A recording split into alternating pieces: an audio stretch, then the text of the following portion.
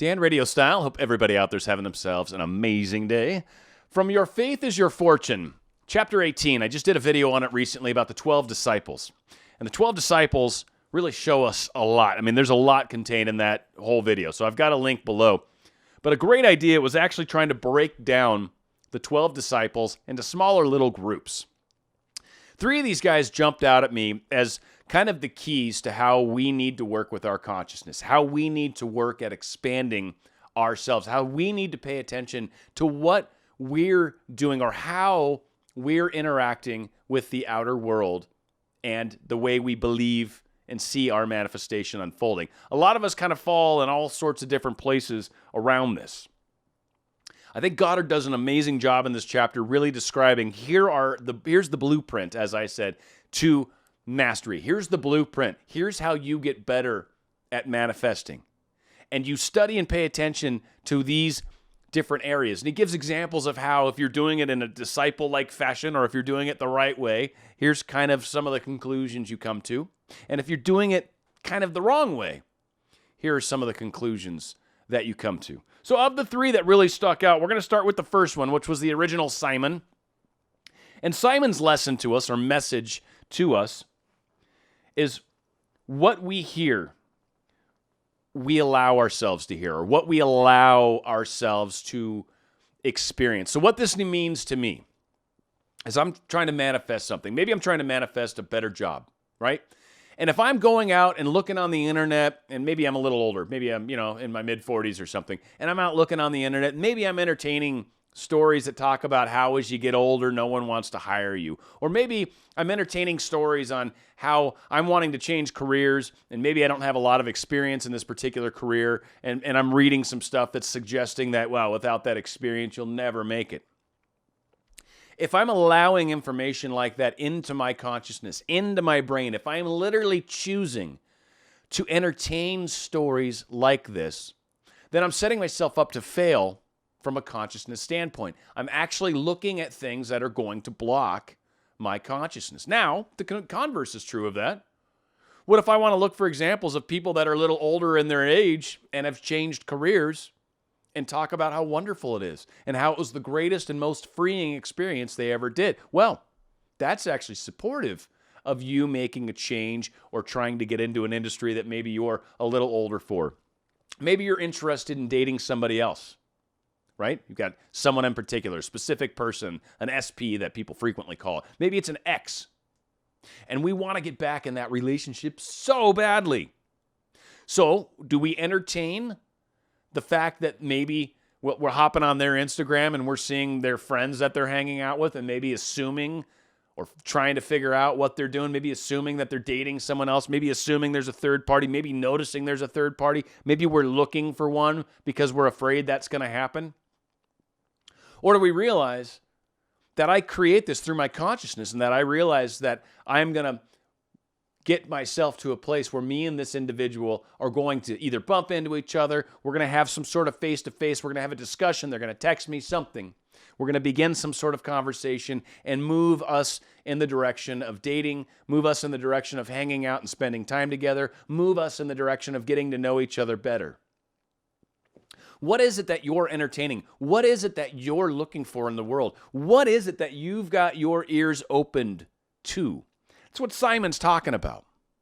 What do you allow to come into your consciousness, into your being, into your ears, into your eyes, into your nose? Like, what are you allowing to come in? Is there something that you're trying to manifest that's got a very specific set of circumstances, very specific set of steps that are going to occur, whatever they are, because none of us really know how this is going to play out. We just know where we're going to end up. And some of the joy is watching it unfold. As Goddard's frequently talked about, God's the only one that actually knows all the different ways that this can happen. We don't. And in fact, a lot of the times, and what's I think is super cool about this whole process, is a lot of the times when you finally let go and just let things happen, you see some of the coolest things unfold. You see the weirdest random events unfold. You realize for sure that there's an intelligence behind the universe and some really, really cool stuff happens sometimes. And it's like, it may not have happened exactly as I asked for it, but it happened in such an ironically close way that you can't help but enjoy and appreciate. So what are we letting into our lives? Simon's saying we want to control that. Not control, like you can't just randomly keep things from happening. But what are you seeking? What conversations are you reaching out to? What conversations are you starting when you get on the phone with your friends or when you bop in front of one of your friends and see him and you're like, hey, how you doing? Oh, you know what's going on with the person I like? Yeah, they're dating someone else. I mean, like, do you just find yourself racing down that avenue because you got to tell them, you want to tell them all the stuff that's going on? Well, you're allowing that into your consciousness. That's your consciousness that's spilling over. That's your consciousness that's also creating the third party or whatever the case is. So if you can't help but stalk them whenever you go online, then don't do it. Have the strength to control yourself and not do it. What are you allowing in your ears? The second guy, Philip, I think he was number 5 on the list. Philip, he talks about what you see in the outer world. What do you see when you look in the outer world? What do you allow yourself to be affected by, right? When I see things in the real world, do I say, well, this obviously means my manifestation's not unfolding because I don't see it? The example I frequently like to give, and I still think it's an amazing example, is if you're going to mix all the ingredients together to make a cake, okay? You've got all the ingredients, the egg, the flour, the oil, all the whatever, right? Sugar, all the different crap, baking powder, probably, all the different crap that you put in there. Mix it all up. Throw it into a thing, but you got all that stuff together. It's all mixed up, and you throw it in the oven. It needs to cook 45 minutes. And so in 45 minutes, it's going to look like a wonderful, delicious cake. It's going to rise up out of there, maybe start getting some color to it, maybe it gets golden brown, whatever.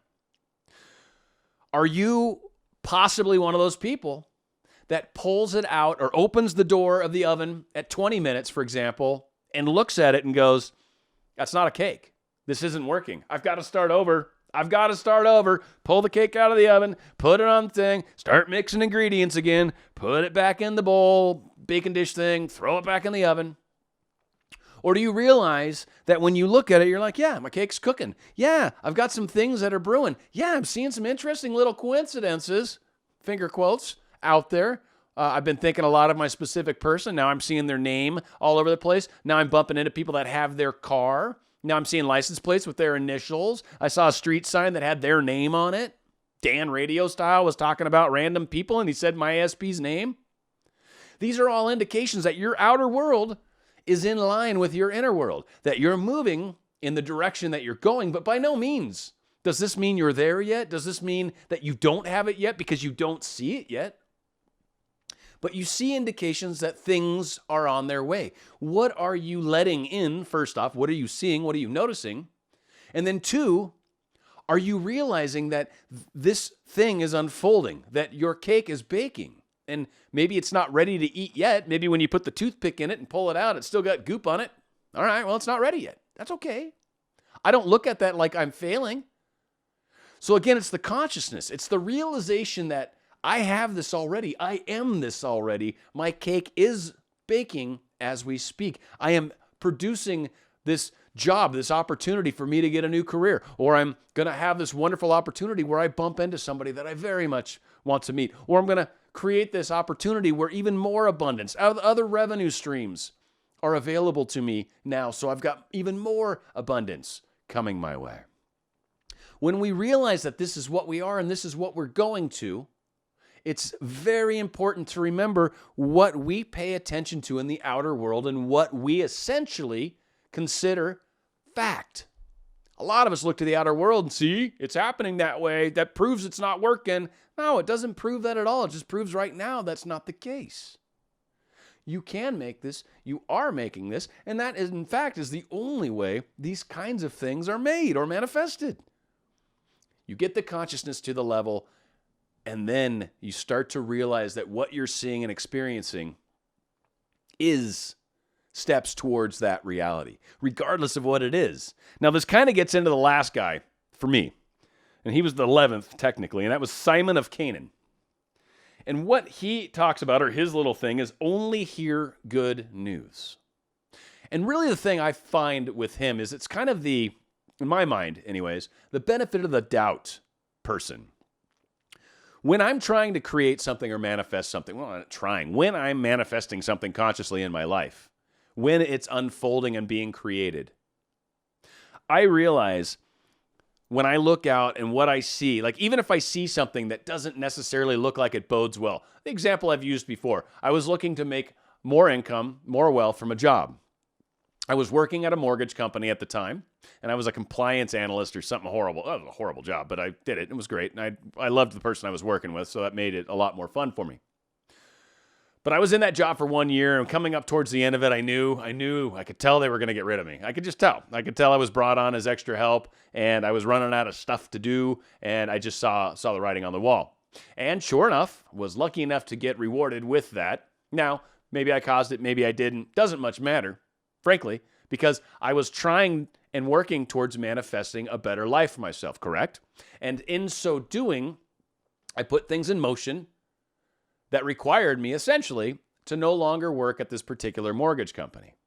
Now, I wasn't necessarily going to quit. One, I worked for a good friend of mine, and I certainly didn't want to leave her in the lurch. She was kind enough to help me get the job, and I enjoyed working for her, and life was good.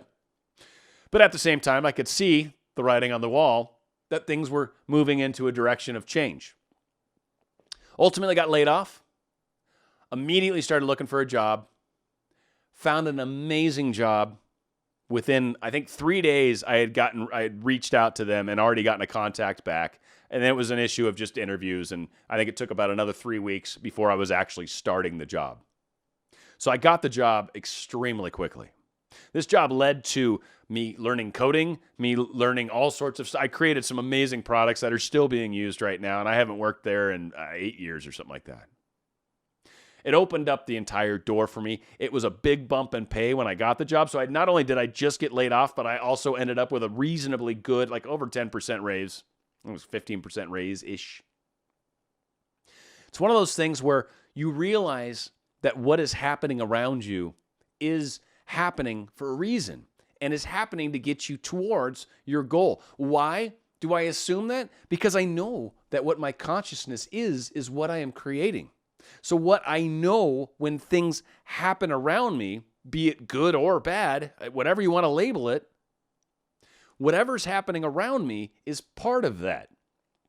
And if it appears to be bad, like my layoff, doesn't mean that it is bad. It just means that a transition has changed, some sort of change is occurring, something is forcing itself on me, something is causing me to make a choice to move in a different direction in my life.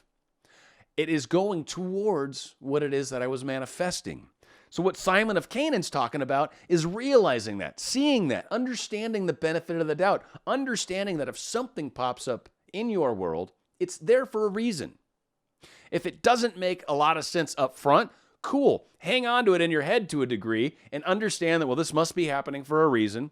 Do your best to move forward, whatever that might be. And notice and remember this little incident because, as they always say, hindsight is 20/20.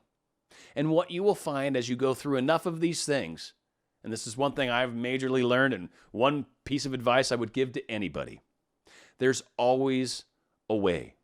Always. There's always a way forward. No matter what is happening in front of you, there's always a way to get to that next step.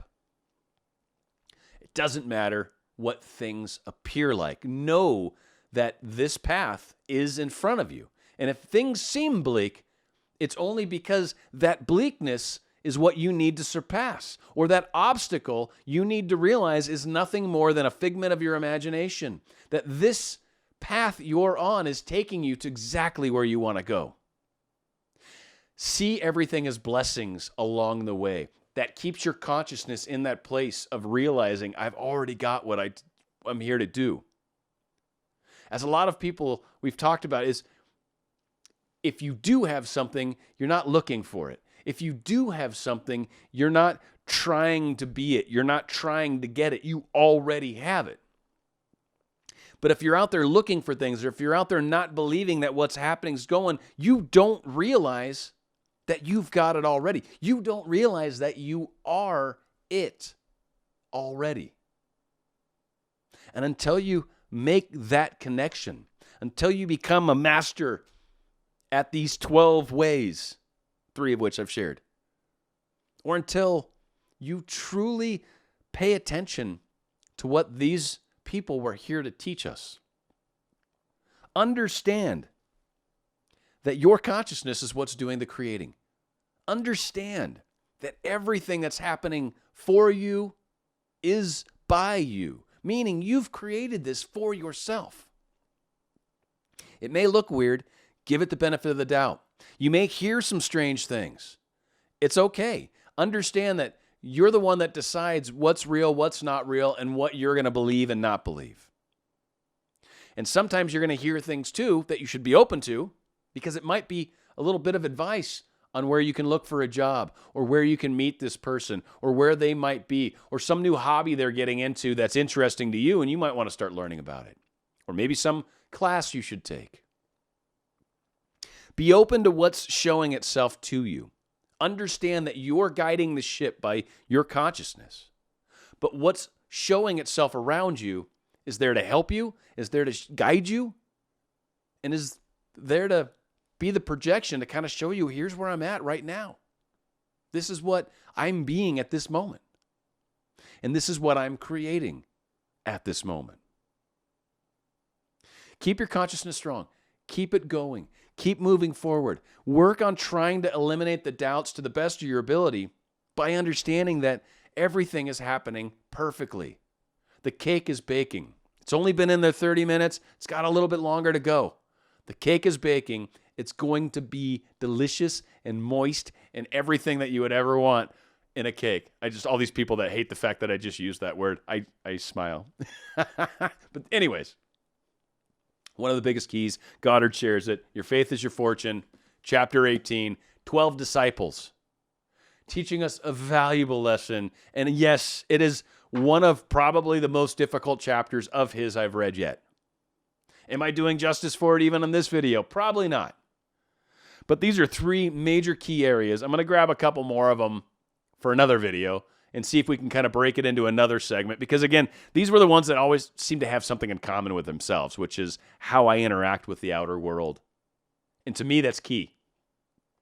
You believe everything you hear? Do you believe everything you see? No. Believe what you want to believe. Understand that it's all for a reason and all guiding us in the proper way.